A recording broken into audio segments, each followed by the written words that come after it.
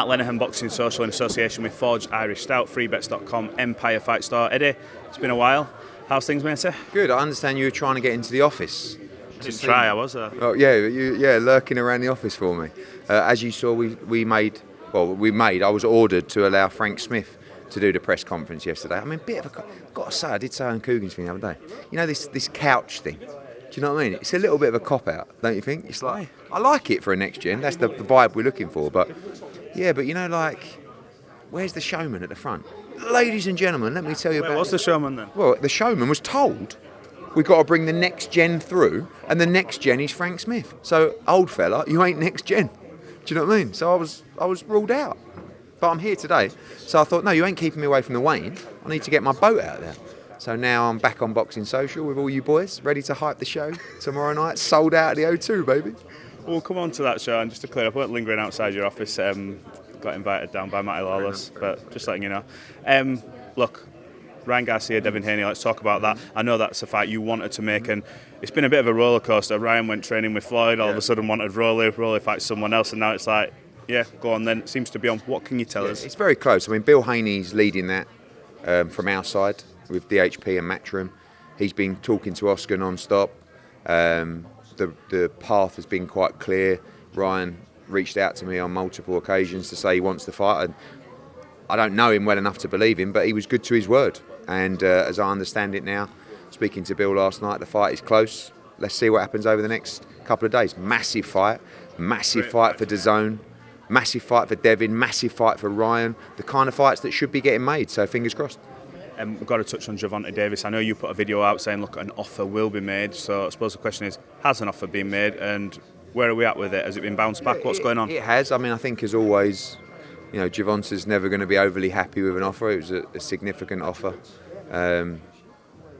8-figure offer, and, you know, with plenty of upside, and I think the fight has plenty of upside. But we're talking, you know, I want to try and make the fight. I don't want to go into the details of what's been said backwards and forwards, but we're trying to make it work. You know, I think it's a great fight. It's a little bit out there. You know, it's not one we ever really planned, but actually when you think about it, it's a fight that makes sense, and it's a fight that could catch fire in and out of the ring from a promotional sense and from in the ring. But, you know, I think that we've kind of been pushing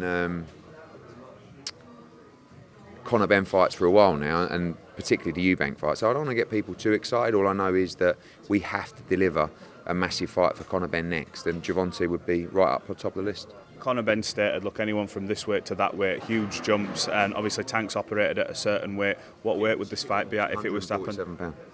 £147. And Gervonta's on board with that, there's no doubt. Yeah, he's boxed at 140 before. One sec. Matty, just get Joe. Joe's going to do a piece with Chev, yeah? Yeah. Who's here? Look. Okay. Sorry. And, you know, Gervonta's boxed at, 141, I think? Was that with Ryan Garcia? Yeah. I don't... You know, listen, he's a favourite over Conor in terms of experience, maybe in terms of ability even. But Conor does have an edge in size, which is unusual with the people he's been fighting lately, and particularly the Chris Eubank Jr. fight. So I love the fight. As I said, I think it can catch fire. A few months back, there were sort of rumours about Gervonta's next fight, and it came out saying it potentially might be the UK, and everyone was sort of thinking about, well, who is it in the UK? But obviously with Conor's situation, that we believe there'll be a conclusion at the end of the month, Frank Smith was saying, in relation to the appeal process. Does that fight land better financially in the States? Yes, 100%. Listen, I'd love to do that fight at the O2, but even the money that I'm offering Gervonta now is unachievable in the UK. So it has to go to the US, and we'll see. Look, there's a long way to go before that fight's made. But I will reiterate, we want that fight, Conor wants that fight, and hopefully there's a chance. Any scope for the Middle East? Possibly. Hasn't really been discussed yet, but Tank's a big draw in America. He does a fantastic gate. Obviously, from a pay-per-view perspective, as I said, I think that fight can really catch fire. So I think that would be the market to do it. I don't want to go on the negative side of things, but you know, fights are often talked about, and I know that's why we probably don't go that deep into it, because you don't want to see things fall by the wayside. But now Conor wants a big fight. If it isn't a Tank, if it isn't these other fighters he's calling out, is it a Barrios? Is it that type of fight? Who are we looking at? We would love the Barrios fight. Probably if you told me what is your perfect fight, Barros is the fight. And I've been talking to his people as well. He is due to fight Jaron Ennis, as I understand, but that fight's not actually done yet. So, maybe Barros is a fight. Financially, it's not a bigger fight as Tank or, the other guys, but it's a fight that I believe Conor can win, and he's a WBC interim world champion, so we'd definitely like to look at it. Is the Chris Eubank Jr. fight completely dead in the water now? I spoke to Frank Smith about this, and it's like, seen the interviews go back and forth, and why do you not want to fight him, kind of thing. But what is that? Are you writing this off now? I made a decision at the press conference after Conor's fight that I won't talk about that fight anymore because people are bored of it. I'm still baffled, but we need to move on. If they ever wanted that fight, Calla can come back and make it, but we can't keep chasing because it's just ridiculous. Teofimo Lopez last night. I saw the highlights, so I'm going to say I didn't score it. I read a lot of the comments saying maybe a tad fortunate to come away with victory there. He sort of doubled down on you a couple of times in relation to DAZN and budget cuts and things like that. I've not had a chance to catch up with you personally on it. What's your thoughts on this? I know where it sort of stems from, but it's carried on. It stems from one thing. He lost to George Kambosos on my card, and he blamed us and DAZN for the fact that he lost. Now he's making up all kinds of stuff about budget cuts and everything like this. I mean, the guy, you see, the guy ain't all, I think he needs to take a rest from the sport. Like, you see his reaction after the win. You see what he says when he opens his mouth. I don't know where he's at, really. I mean, apparently he was lucky to win the fight. I haven't seen the fight. It was a stinker, apparently. But Gervonta's a great fighter. Teo's a great fighter. And I think he's a great character. I think he's great for the sport. But, he's definitely one of a kind. I read about the Leigh Wood fight. Apparently the City Ground now not possible. Is that correct? And can you just confirm what would the alternative be for Leigh Wood? Obviously the Josh Warrington fight, I think people still want to see it. It was a great fight the first time round. Is the same drive and motivation for Leigh to make a fight? Like, what's his sort of motivations now? I'm meeting him on Monday to go through that with Ben, and he really had his heart set on Forest Ground. We did everything we can. Unfortunately, Notts Forest said that we just can't do it from a logistical point of view, which, is unfortunate, but we understand. So now you've got to realign, what do you want to do? In his head, he said, well, the only thing I want to do is fight the City Ground. If I can't fight the City Ground, then what else is there to do? Yeah, but I think, he's also now in the gym thinking, what's next? We can make the Josh Warrington rematch. We could do it at Ellen Road. We could do it at the First Direct Arena. We could do it at Nottingham Arena. But also, everything comes down to money. And to pay those guys, particularly Leigh, what he wants, to do it in an arena of 7,000 or 8,000, it's not easy. And also, I can't see him wanting to go to Ellen Road. I was just about to say, as much as that would do the money and maybe the tickets in terms of Josh's side, he'd want the A side. Matt, he's still the A side, but when you sit down with a fighter and they say, and I say, look, if we go to Nottingham Arena, or we go to, he wouldn't want to go to First Direct Arena, but if we go to Nottingham Arena, which would be an incredible night, by the way, incredible, this is the money. Oh, that ain't enough money. All right, then do it at Ellen Road. I ain't going to Ellen Road. Okay, well, it's that's the Josh Warrington fight. There's Joe Caldina, big fight to challenge for the Super Featherweight World Championship. Yeah.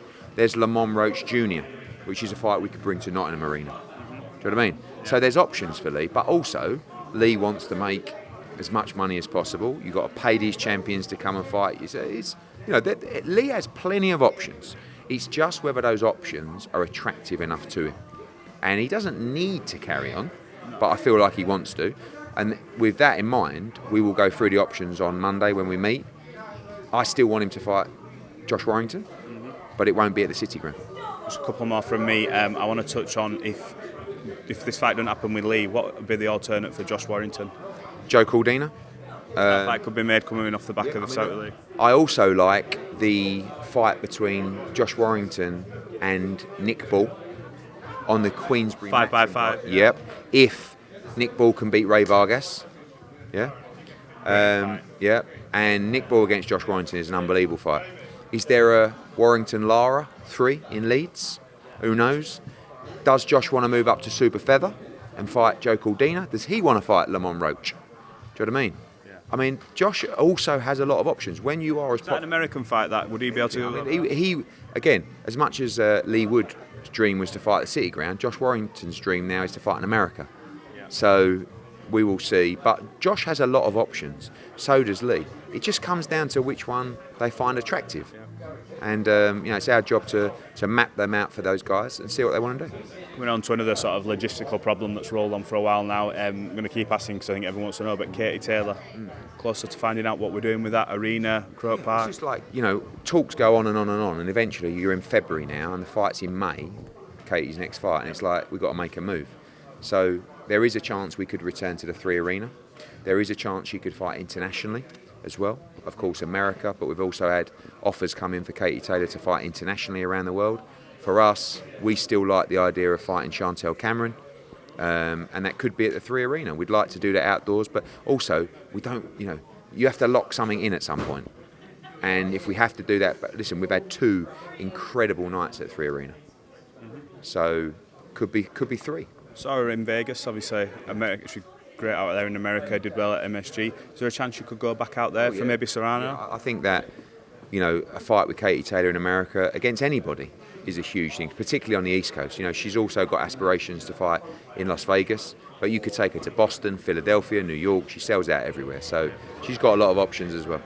Quickly touch on this card before we finish. A terrific main event, absolute fireworks, and a good undercard, and Shannon Ryan's in a good fight. I mean, the next gen cards are smaller shows that are designed to really showcase the next gen talent. For this one, the main event, the next gen is Liam Dillon, British champion, but he's in with one of our old favourites, Reece Bellotti. This fight will not disappoint. Basically, you've got 2 guys that come forward and don't stop throwing punches. It will be a fantastic old school throwback for the British and Commonwealth title. Shannon Ryan, we see as a world champion in waiting. She's got a tough fight, 2 6-0 fighters facing off. Cameron Vong has a big step up as well. Craig Richards, who granted he's not next gen, but this was the slot we needed to get him out on. He's in a good fight against Boris Crichton as well. John Hedges step up, Ibrahim Suleiman, a lot of good talent on the undercard as well. It's a good little night, sold out at the Indigo, holds a couple of thousand, and watch it live on DAZN. Absolutely, Eddie, and appreciate your time. We need to think of a new advert for freebets.com.